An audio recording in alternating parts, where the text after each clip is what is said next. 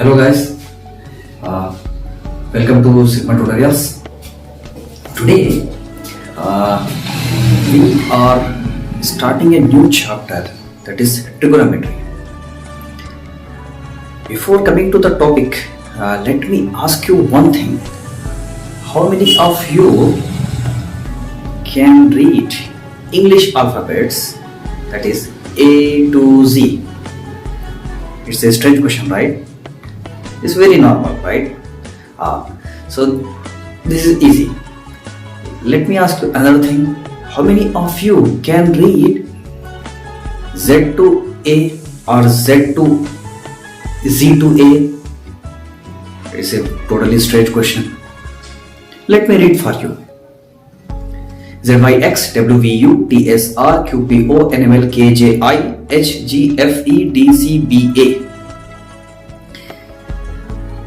I believe you feel that this is hard, a little bit hard.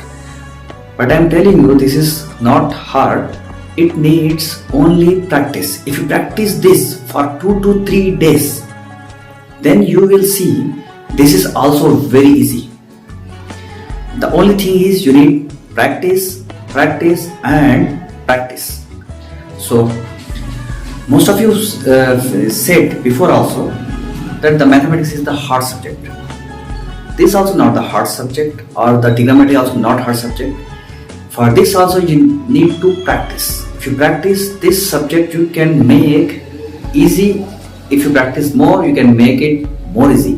There is a say also in English, practice makes man perfect.